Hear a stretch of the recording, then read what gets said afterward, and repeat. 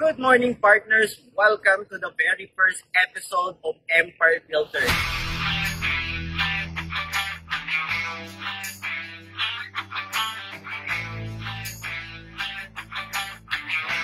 Study natin ang one of the pillars of the at isa sa tinitingala ng mga members natin ngayon sa mundo ng DXN.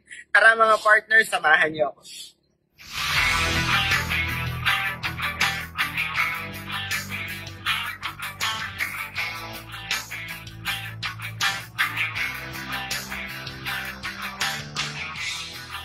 Good morning po. Thank you sa pagpapaundak dito sa aming short interview sa Empire Builder.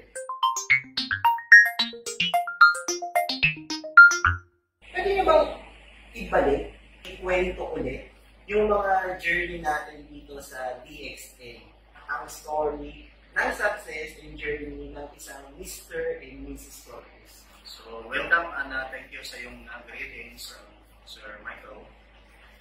At welcome dito sa pagdating dito sa bahay. Nag-registered kami kasi January 21, 2000. To be exact na.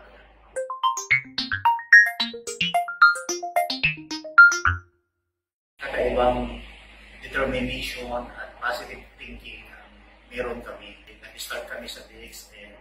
Wala pa naman talagang may papakita ng DXN.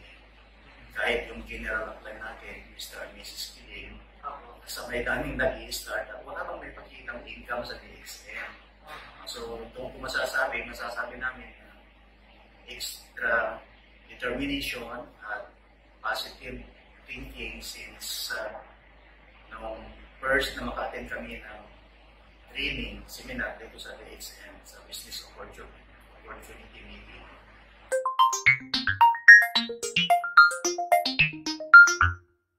So, sabi namin, ito na nga.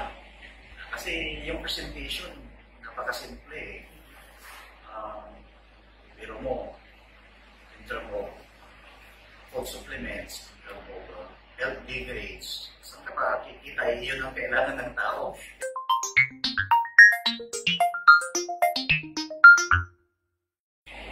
Yung pagiging star agent, nakuha natin yun eh, in 14 days. Star day, nakuha natin exactly on our third month. On our 7th month kasi, star diamond na kami noon. Kaya doon na namin nasabi na ito na talaga. So, hindi na kumupas yung aming sipag, yung aming pagtulong sa karamihan.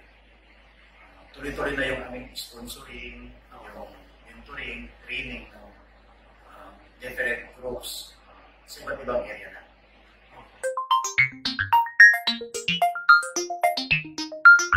Nakita namin na si Dr. Lim lang, Dr. Lim pa lang noon, hindi pa siya dato, nakita namin, yun, parang isa rin na nakakonvince sa amin na stable ito. Tapos, one world, one market. Yes. Nag-register kami dito, na-spread sa buong mundo.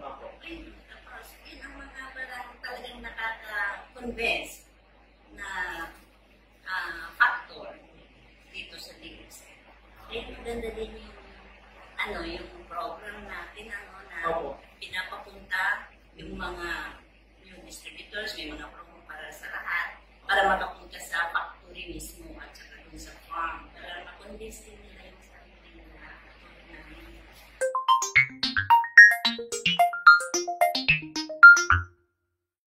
Habang tumatagal tayo sa DXN and as we wrap up, dumadami yung downlines natin. Paano natin napapanatili yung mga tao natin is same pa rin tayo doon sa vision na sinabi ko sa kanila nung start sila. Lead by example na lang, sir. Lead by example. Kasi kung ano yung determination namin, at saka yung attitude namin mula nung una, ito pa rin kami ngayon. Makatagal kasi dito sa DXN, although meron ka ng narating, kailangan as natural pa rin na walang babaguhing attitude ang DXN sa pagkatao. Yes, So, hindi ko naman sila lahat personal na kilala na, pero kung may mga gatherings o kaya national events o international events, pati ini-enjoy yung pakikipag-communicate sa kanila.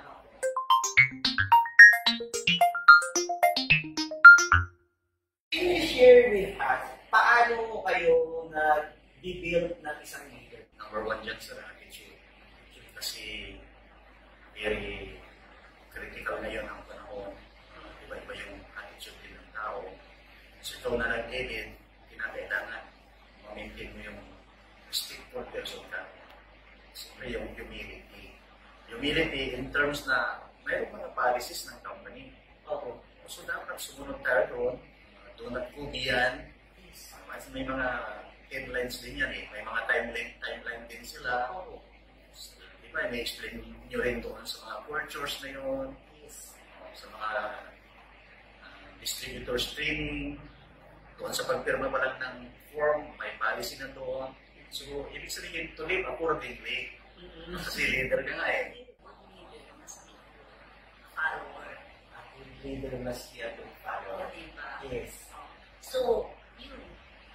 Leader kami, pina-follow namin yung instructions o kaya directives ng company. Respect, yes. Respect.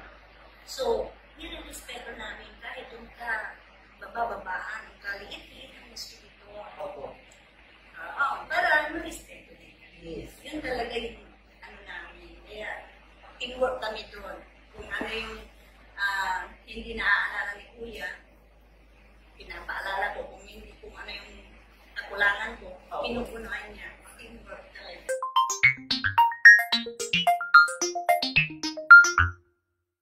Sa mga pillars at leadership, ano yung produkto na talagang nakatulong sa inyo at nag-encourage sa inyo to pursue with the DXN business? Yung D1 namin, ang introduce agad ay yung coffee natin na 3-in-1, 21 grams. Ratio natin, talagang nag-interest kami doon. In-start namin kasi ang talagang interest ko naman na bakit sinugdaban ko talaga ang DXN. Sa health condition ko rin kasi bago ang DXN, naka 3 major surgery na yata ako eh. Ikaw, di ba meron ka rin? Maliban doon sa strength ng products. Siyempre yung side naman ng earnings o yung kita. Sa 24, running 25 years na journey namin sa DXN, pwede bang maganyan? Patutunayan namin na yung strength, yung quality ng products, hindi nagbago.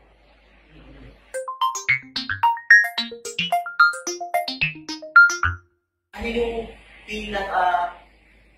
mahirap na pagsubok na naranasan mo, paano nyo ito na-overcome? Okay, so napakagandang tanong. Talagang dumaan din kami sa ganyan since maraming bad impression in terms of networking or buti na lang ang term natin, sponsoring business, particular dito sa DXN. Kasi nung nagsimula ang DXN, may mga competitor din siya. Talagang malaki ang challenges, struggles, hanggang sa dumating tayo na ina-accuse nila na ito'y parang 3 years lang tatagal, gano'n.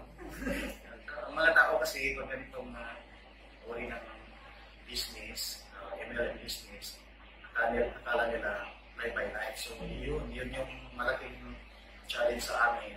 Kaya lang kami mag-asawa, binigyan naman namin ng sa ibang angle na gusto namin talagang patunayan, trabaho eh.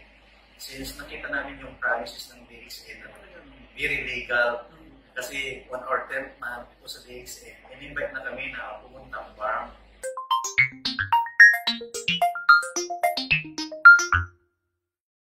Nagkaroon kayo ng struggles nung nagpapakilala kayo sa produkto ng DXN? May mga time na hindi may labas halos sa Bureau Custom yung products. Talagang nagkaroon ng, hindi naman sinasabing shortage. Yun lang siguro, about sa quantity ng product, Okay. so yung supply, ay hindi ako nag-doubt doon kasi nakita ko na yung farm. Yes. Nakita ko na yung factory. Tapos yung vision ni Dr. Lim, one word, kaya alam kong masusustain niya yung kahit ilang milyon pa yung darating na tao, kapwa nating distributor dito sa DX.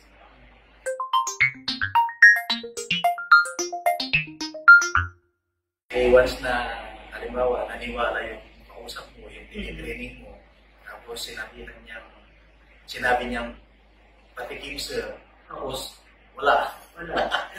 Nahirap yun, kaya kailangan mayroon products.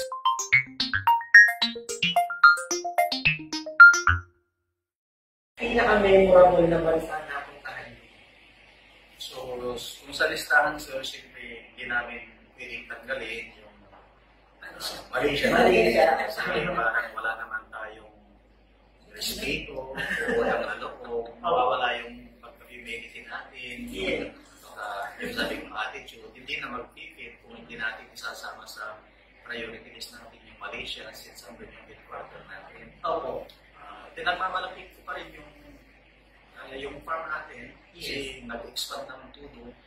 Sobra, ano bang term natin, nag-expand siya ng bonggang-bongga.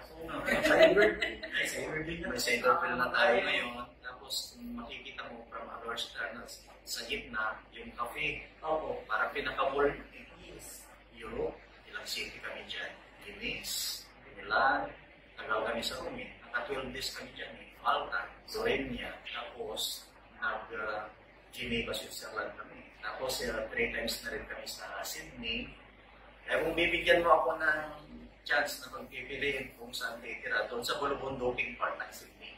Kasi mayroon silang Blueways 3 mountains doon. Hong Kong, Singapore, Indonesia, Vietnam, Beijing, Forbidden City. Kasi partner namin si Lucius. Pinasok kami sa isang Forbidden City nga Beijing, China. Yung mga kahoy punong kahoy na 500 years, 600 years, 1,000 years. Biglang naglambitin sa isang branch yung sanga. Si Sir Rick. Kasi comedian yun eh. Comedian yun. Yan siya ang comedy namin eh. Yan din sila. Father Savillano, sila Uslar sa gilid, sila Irap. Pero masasabi ko lang ito kasi resulta din sa DXN. Hindi ko rin makapakan yung mga country niyo hindi sa DXN.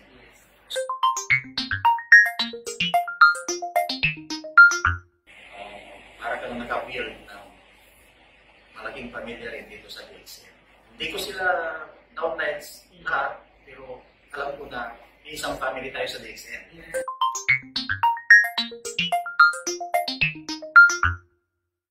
Ako naman kasi mahilig sa mga souvenirs.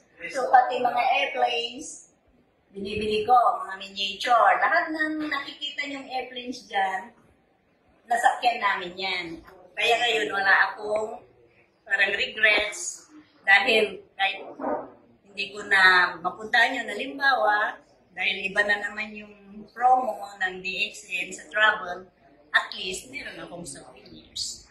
Yung wine counter ko na pinag-ipunan ng mga souvenirs, ng mga wine collections ba. Pag galing kami sa iba't ibang countries, travel from DXN. So, itong bahay namin, airport na, pier pa, may balko dyan lahat. Lahat ng nakikita nyo dyan, ito yung gundula sa Europe. Yun naman yung sa Thailand, yung parang nagbibinta sila ng mga fruits at saka pagkain sa lake yata yun, kung ano yun. Tapos yung mga cruise, bali 3 cruises na ang napuntahan. Hanggang sa, din, parehas din.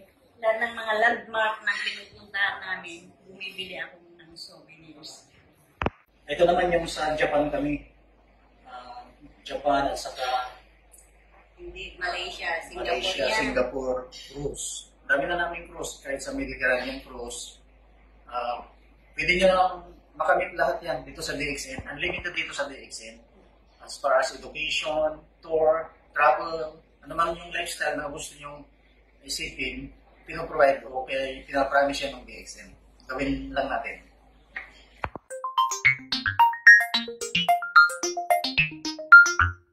Yung isa certificate of appreciation, nung ako naman yung sa leadership trainer sa Dubai. So, ako yun.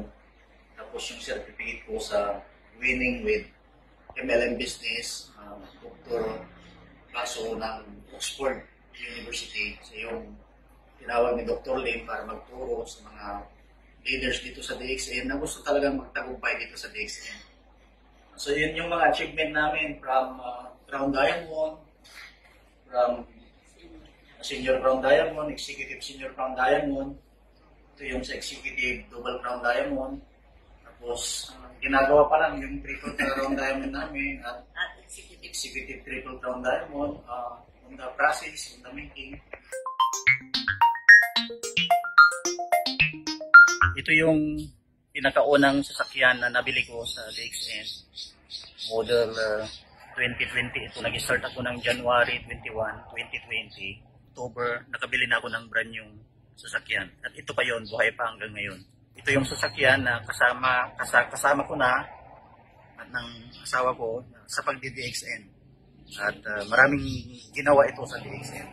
Ito naman yung kasalukuyang sasakyan na ginagamit ko ngayon kasi nakalima na mahigit yata na sasakyan. Kaya ang laking pagpapala rin na dinulot sa amin ng DXN.